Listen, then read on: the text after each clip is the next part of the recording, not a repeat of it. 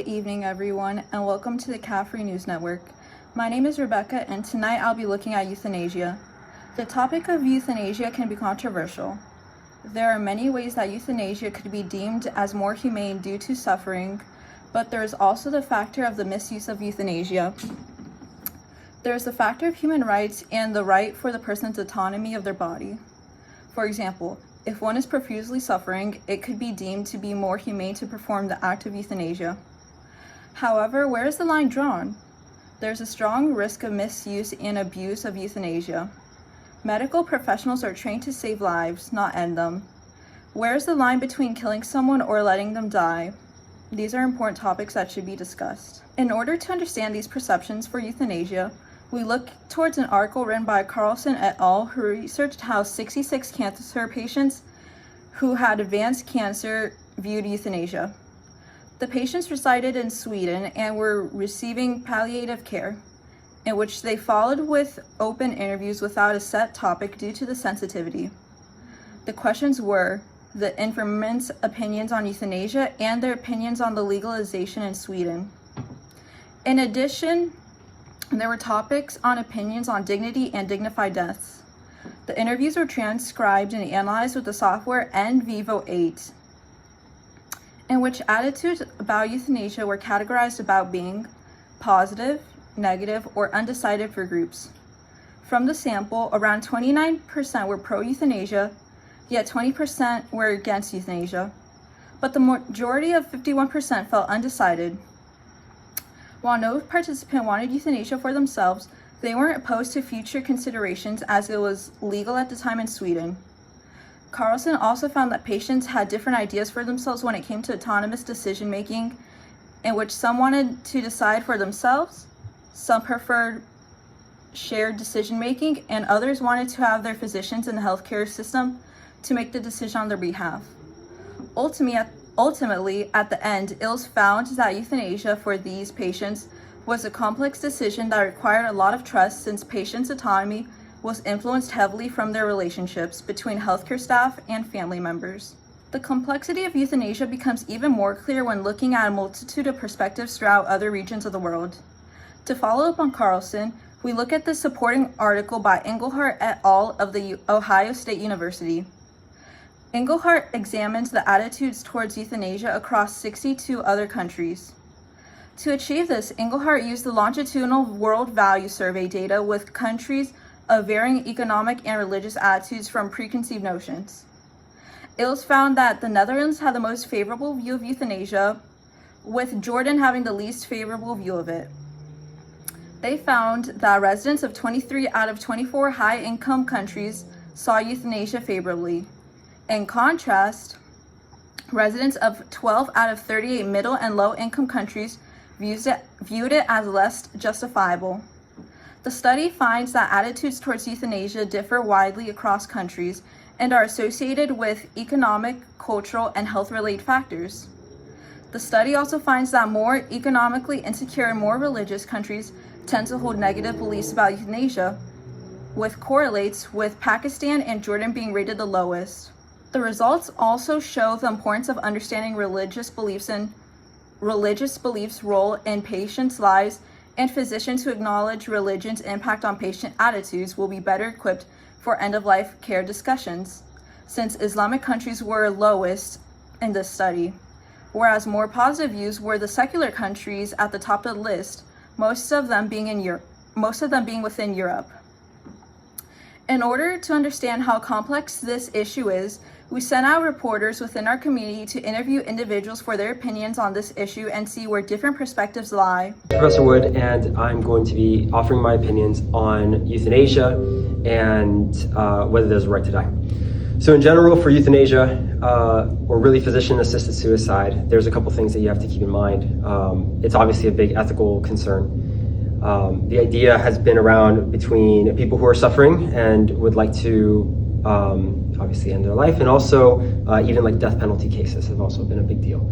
So I think that given current societal standards, I think it's pretty consistent that the right to physician-assisted suicide would be okay if there is a process that people go through. So for example, there are cases where people are suffering, and if you are of your right mind and can go through a process, particularly a psychiatric evaluation, over the course of a period of time, so it's not just some major depressive disorder reaction because life has been going hard. In other words, something that can't be fixed necessarily.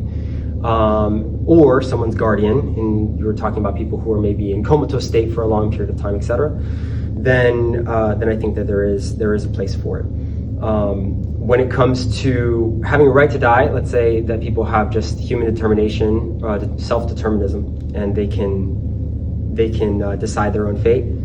I think that is something I lean more personally, but maybe not so much professionally, just because I think that there's a lot of inconsistencies with how we in society will say, okay, well, this is considered a suicide. This is going to be considered physician-assisted suicide. We have, a pregnant woman who gets into a car crash, that's a double homicide, but then is abortion legal? So there's a lot of ethical considerations that have to be considered when you consider death as part of that. But yeah, professionally, I would say, to a certain extent, with certain circumstances, then yeah, I think then absolutely, then you should have that right. Believe an individual has absolute ownership over their own life and the choice of when and how it ends. I do. Yeah, I do. I think that they should have the choice to decide how they want to go out. If they want to go out with dignity, they should be allowed to go out with dignity. How do you think it could impact society if euthanasia was legalized? I think we would see suicide rates decrease. Think so? Why is that? Because if you have access to more medical help, you're more likely not going to make that decision. So if you go through the medical route of getting medical euthanasia happening, then you have more access to care already. That's one of the biggest problems. Personal beliefs influence your opinion on science? For me personally, I would not want somebody telling me what I can and can't do, so I don't want to really tell anybody what they can and can't do. So, on topic of euthanasia, do you believe, does an individual have absolute ownership of their own life and the choice of when and how it ends? Yes, I do believe that, right? So that's a fundamental aspect of human rights is an ability to determine the course of your own life, to determine how you want to live it. And that also includes an absolute control over whether, when and how you want to end your life. Now, do I think that it's a tragedy when people may choose euthanasia because they see it as an easy out or a solution to a resolvable problem? Yes, I do, and I don't think that people should be encouraged, something that people should be encouraged to do or to do lightly.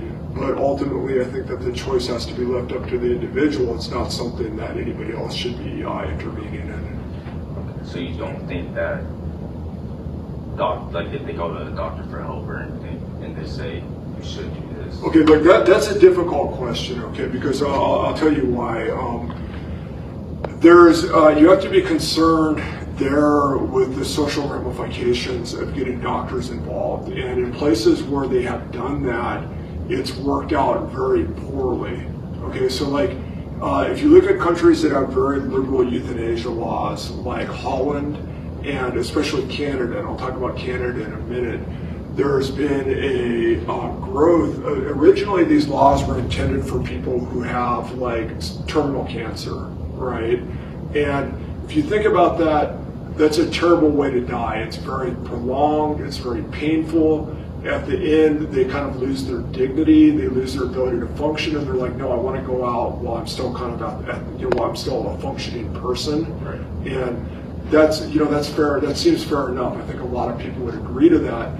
But what's happened in Holland is there's been kind of an extension into cases where somebody is just I don't want to deal with this. They may have a treatable disease, a treatable form of cancer, and if they're able to go to a board of doctors and convince them that no, I just don't want to go through this treatment, it's not worth it to me, they can be euthanized. But what's especially worrying to a lot of people is that people who have mental disorders can get euthanized and can get euthanasia as well if they can get even a single psychologist to prescribe. I'm sorry, in Holland they have to go to a board, but somebody can have depression that's incurable.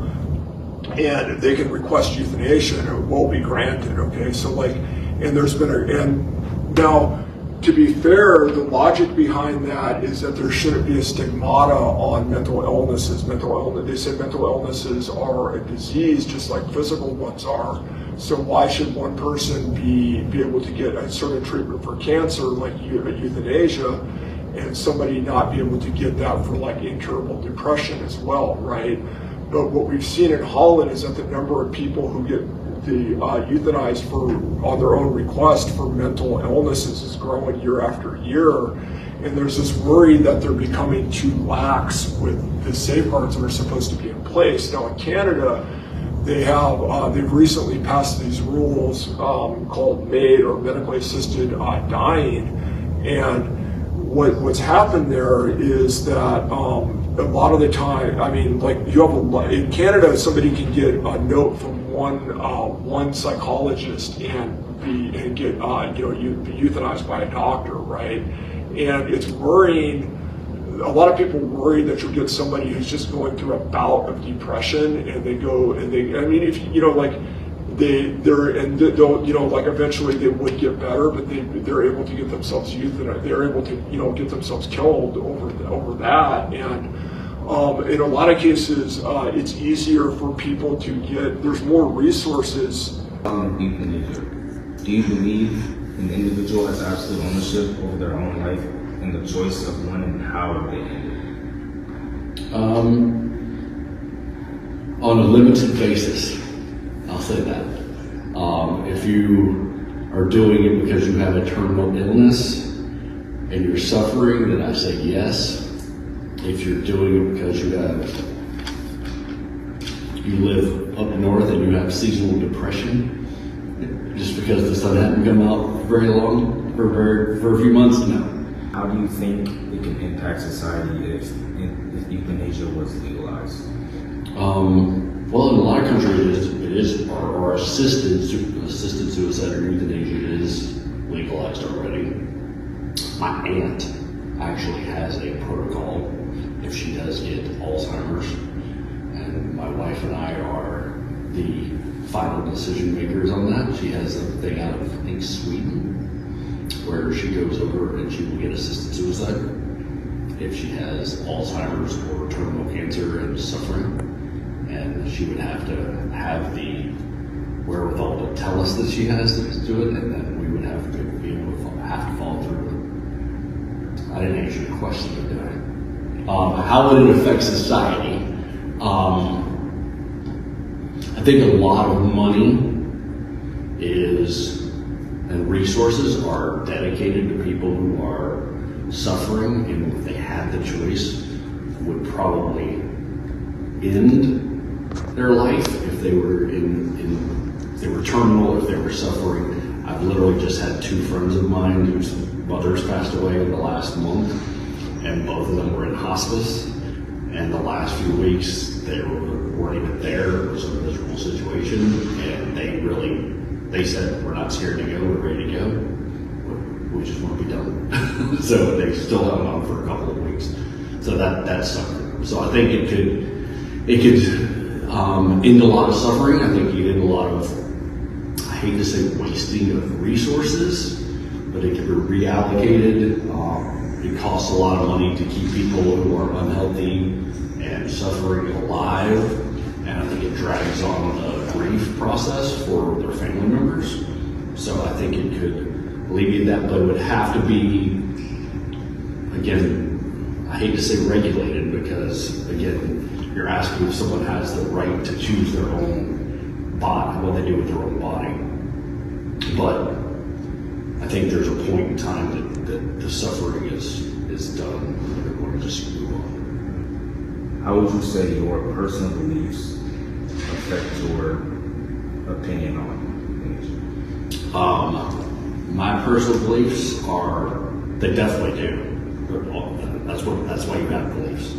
I probably have a little bit different background than any of you guys do, though, because my dad was a veterinarian. So I saw, from the day I was very small, 4 years old probably, and I can remember, I saw him putting cats and dogs and horses cows down, and that's a euthanasia process.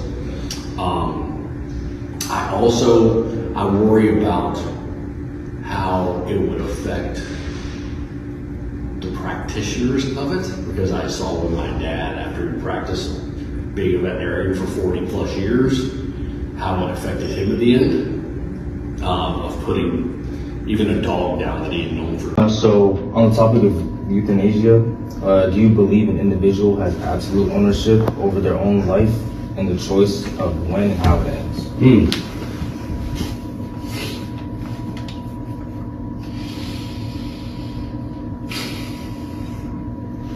I'm leery about giving absolute control of anything to anyone. I do believe relatively that humans under a variety of circumstances should have authority about when and where and how their life ends.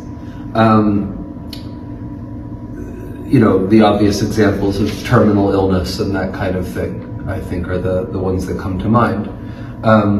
But absolute control would imply something like, under any circumstance, a human should be allowed to terminate their own life.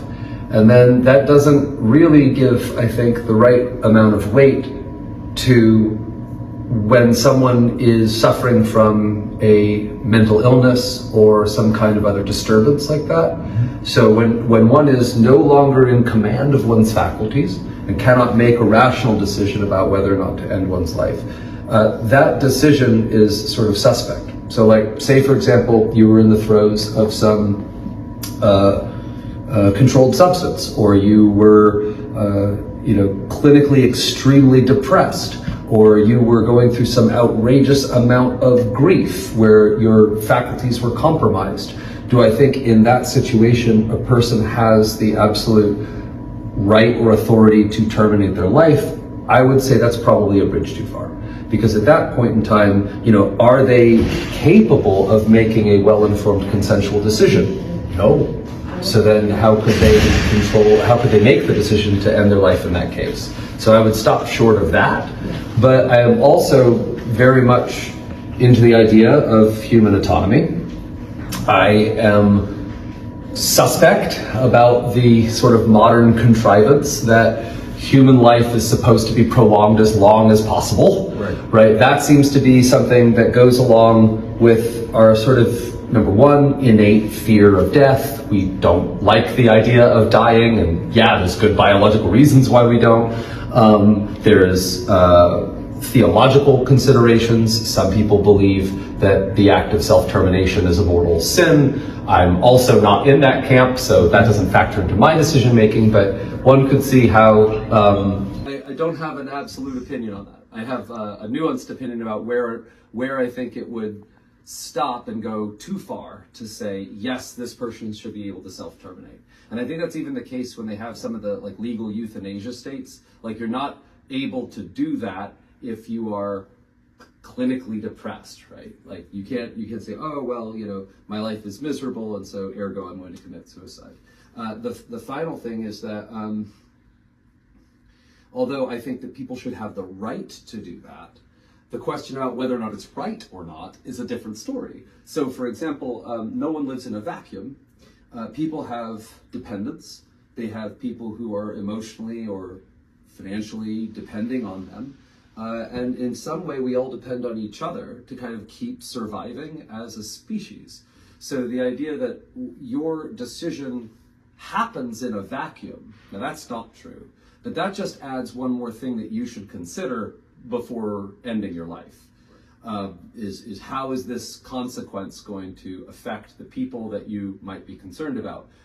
But that doesn't really answer, should you be able to do it or not? Should you be able to do it or not? Yes, I think so. As long as you are of sound mind, you should be able to decide where and when your life stops.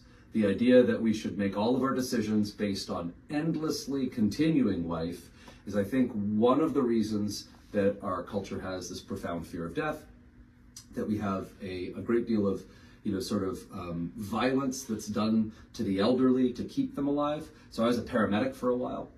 I've had to work a code on someone whose DNR was unsigned. Right? So like that person wanted to die and they were 90 something years old. But because of the legal ramifications of having an unsigned and therefore invalid DNR, me and my partner had to work that patient. That meant cracking an old lady's ribs for someone who was eventually going to die that night. Where was the sense in that? So do I believe that people should absolutely be able to control that? Yes, yes I do. We're all mortal beings here, and we should be able to decide to come to terms and be honest about that mortality and the finite span of our lives, instead of sort of making pretend that we're all going to live forever if only medicine keeps us afloat. That's silly to me. So the opposite of that, or I should say the alternative to that, is being able to decide where and when it happens. So yes, I would say that I would be in favor of that kind of thing. Just not absolute. Absolute goes so far, right? I'm a math guy. This is my daily work. I teach math, right? So when you tell me like an absolute condition, I'm almost automatically going to step back from it. Okay. That's all I have to say about that. Good. And I just want to ask one more thing. Yeah, shoot. How would you say your personal beliefs affect your opinion on that? Oh, 100%. Yeah. So my personal beliefs. Yeah, if you don't. I have some of those. Oh, is this going to be published? Am I going on the internet with this? You can blur your face. Okay, sure. So in my personal beliefs, the identity, the self that you feel right now as a consequence of being confined in your body is a complete illusion. And the thing that gives us consciousness is actually a quality of the universe itself. And as such, death is an illusion. That's my personal belief. Now, do I always act in tune with that? No, I'm in a body.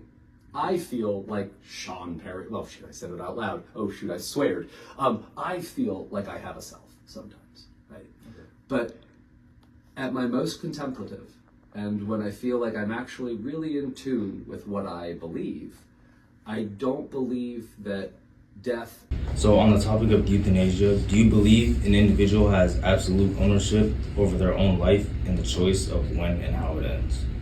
I don't. Okay? I'm a believer in Christ, and no one has that right, to determine when he or she, lives or dies. So now, that might also be in conflict with, my belief in, self-defense. If your life is in jeopardy, or the life of someone that you love, a family member, or even someone that you don't know, you have the duty to protect that person in every single way that you can. Okay, even if that means taking the life of the other person that's trying to do harm. Okay. Is the decision truly autonomous, or is it influenced by a lack of access to quality health care or social support? Not sure what the. So with euthanasia, is it a decision that is? We've already established. Okay. The person that doesn't have a right to do that. Right. Okay. Hey, I want. Life sucks. Yeah, I'm gonna find me a doctor that can put me out of my misery. Right. I don't believe that's the right thing to do. It's in terms of what my morals are, it goes against my morals. And so there was a case not too long ago, like in Canada, I believe, where the person, ended their own life legally through a doctor. Yeah, like severe. What do you guys think? I personally am not a huge fan of it. Yeah, I don't think. And actually, one of the topics is like whether it's like passive euthanasia or active. So, like, say you're gonna die already. You got cancer, terminal cancer. Stop taking the medications. You're not running on life support. It's kind of like the other one. Yeah, that one I haven't given much thought, but I would tell you just on the surface, based on my morals, you got to do everything that you can to stay alive. I mean, life is precious. Right. God gave you, a life for you to, protect and euthanasia in a way is sometimes it's selfish as well. Right. In a way it can be selfish, because you're looking for what's best for you. But you've got a mom, you've got children, you've got a dad, you've got people who love you, who are gonna hurt when you're not around. Dude, my whole body could be falling to pieces, and I'm gonna try to stay alive as long as I can, because the longer I prolong my death, the less hurt my family's gonna go through. So. Right, of course.